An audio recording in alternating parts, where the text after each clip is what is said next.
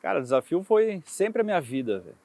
Sempre foi minha vida, foi desafio, sempre superação. O nome de desafio é superação. Tem um ditado que quando eu servi o exército, em ano de 1500, que diz que quando o mundo gira, o soldado se vira. Isso eu levei para minha vida inteira. Então, toda vez que falo assim, isso daqui não tem como fazer, cara, parece que dá um comichão assim, e eu falo, cara, vou ver se não tem como fazer mesmo. Então isso eu sempre levei pra minha vida. E minha vida sempre foi assim, superação de desafios, e eu adoro isso. E eu vou mostrar pra vocês.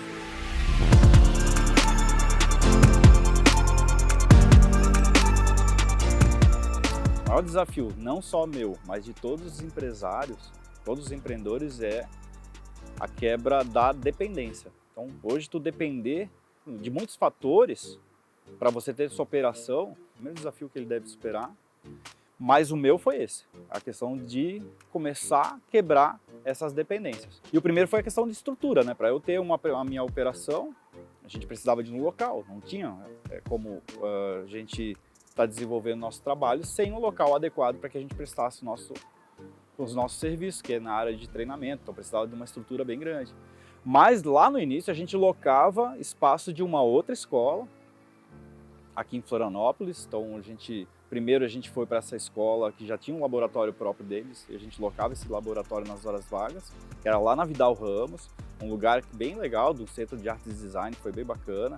A gente teve uma força bastante legal da Pilar lá, foi muito importante isso no início para nós. Então a gente quis nossa autonomia para que tivéssemos um espaço próprio. A gente conseguiu locar lá Jerônimo Coelho, o Mínimo Ildefonso Linhares, se não me engano.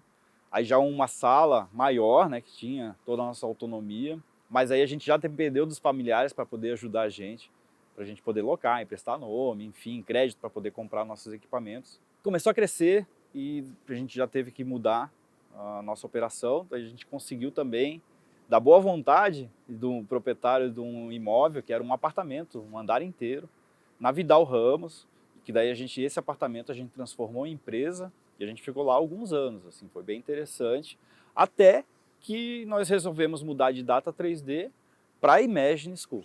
Então a gente tinha muita informação em fóruns, então a gente pesquisava lá fora, estudava muito, de uma forma autodidata. Então todos os meus professores na época foram muito autodidatas, trabalhando mesmo, ralando, inclusive eu.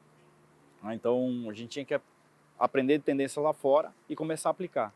Segundo ponto, encontrar pessoas aptas para poder passar essa informação. Isso era um principal fator. Então o cara, para poder ensinar, ele tem que realmente trabalhar com aquilo que vai ministrar diariamente, para poder ter propriedade e também para poder passar experiência. Questão de software também, softwares extremamente caros. Hoje, naquela época, para você comprar uma licença era acima de, sei lá, R$7.000, entende? Uma coisa absurda para cada máquina. Então a gente tinha licenças educacionais, mas era muito caro, que inviabilizava muitas vezes o negócio, né? Porque a gente não conseguia praticar o preço aqui dos grandes centros, tipo São Paulo, Rio de Janeiro. A gente trabalhava praticamente como é que é? A preço de custo, que a gente fala. Que a gente passava trabalho com manutenção de computadores, é uma coisa absurda.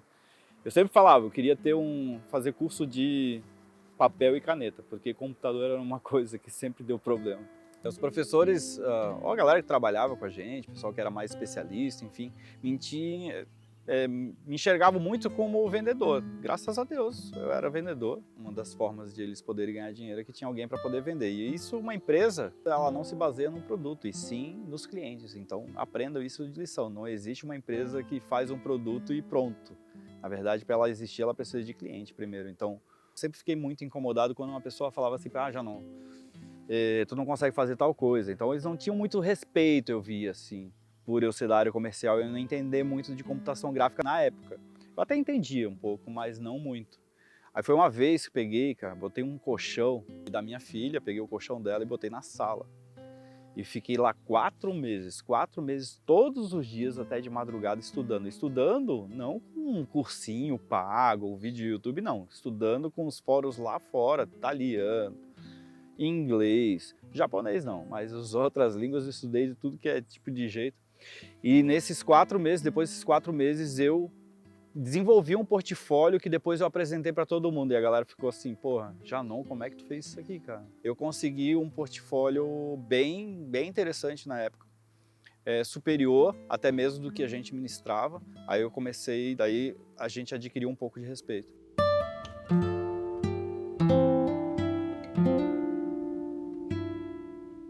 Então, eu tenho várias memórias, assim.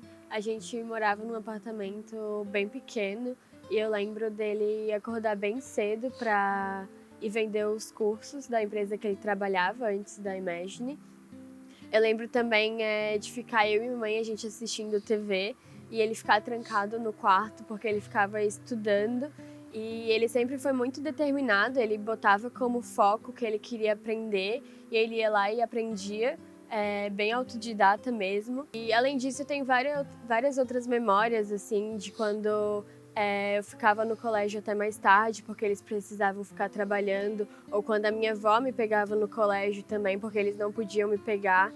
Então a gente sempre contou também com o apoio da família para que eles pudessem sair para trabalhar. Às vezes, nos finais de semana, eles me deixavam na casa da minha avó e saíam para divulgar os cursos da Imagine. Lembro quando eu era bem pequenininho, quando ele sempre voltava à tarde, que eu nunca dormia sem ele me dar boa noite.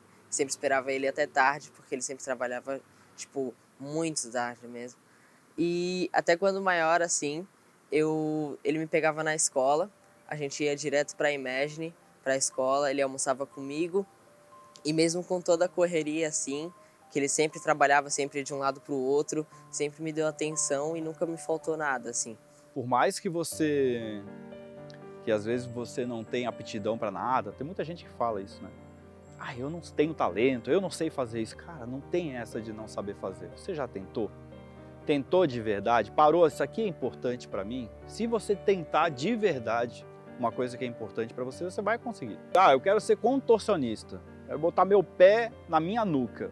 Não vai conseguir de primeira. Pode ter certeza que depois da 100ª vez, você vai chegar pelo menos perto da bunda.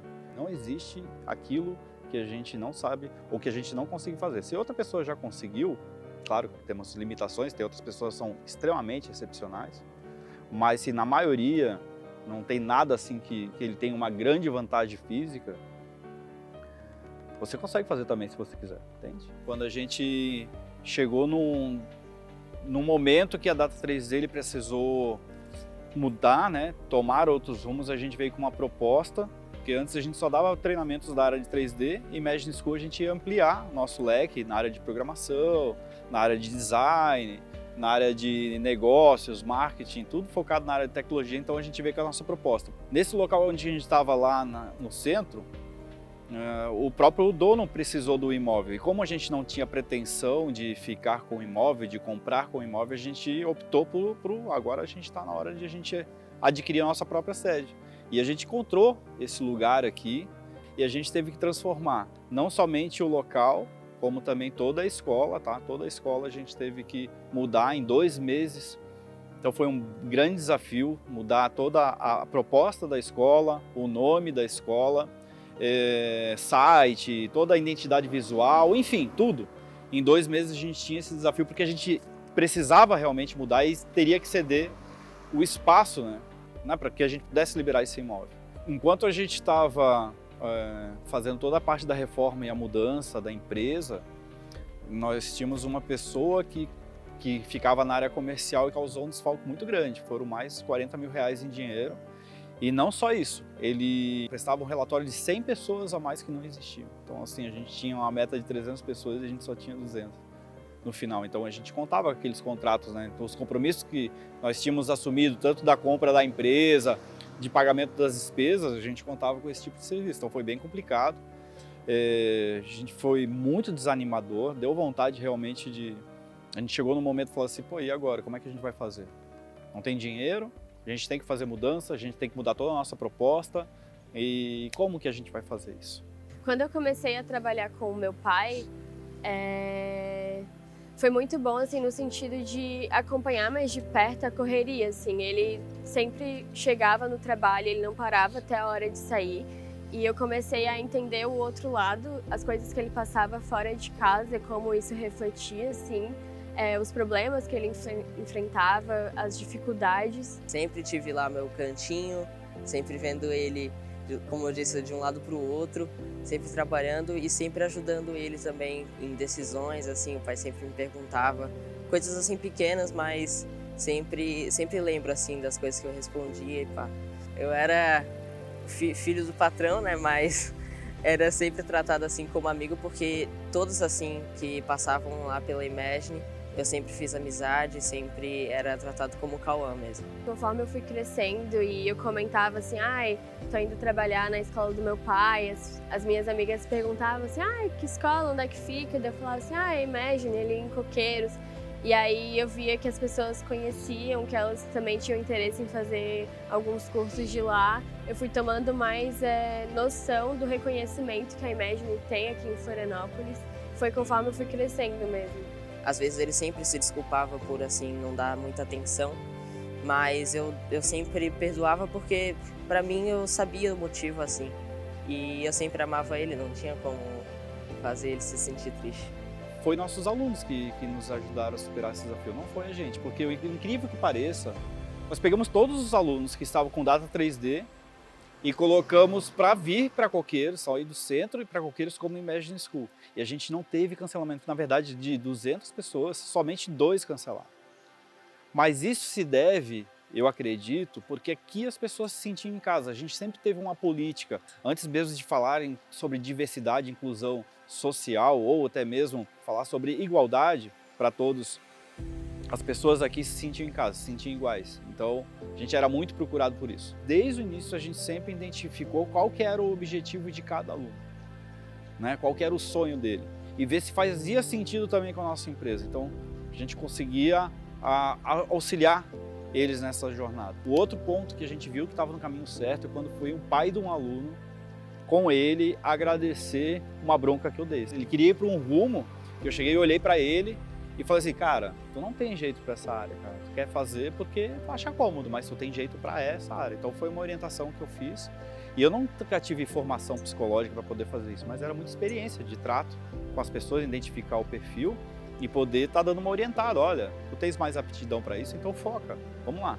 E realmente eles vieram agradecer porque ele conseguiu trilhar um caminho bem bacana. Se ele estiver me escutando aqui, ele vai saber que é verdade e que ele me agradece até hoje. E isso não foi só com uma pessoa, a gente viu isso com muitas pessoas. Todos os momentos de dificuldade que a gente passou, por mais que ele tivesse medo e insegurança, ele sempre nos passou muita confiança de que a gente ia passar por isso e ele nunca deixou a gente passar por necessidade, assim, a gente sempre foi prioridade. Então acho que a gente nunca teve medo, assim, porque a gente sabia que ele ia dar tudo que ele tivesse, o possível e impossível, assim, ele ia ir atrás, correr atrás e passar por aquilo sem deixar a gente na mão, assim. Então, a gente sempre confiou, sabia que não importa o que ele estivesse passando, ele ia dar um jeito e ia conseguir passar por isso. Eu sinto orgulho e muita inspiração, assim. Tipo, pra minha fase adulta, eu queria ser muito como ele. Assim, uma pessoa que não desiste, que nunca joga toalha e nunca para, assim. Apesar das dificuldades, ele sempre acreditou em uma melhora, assim.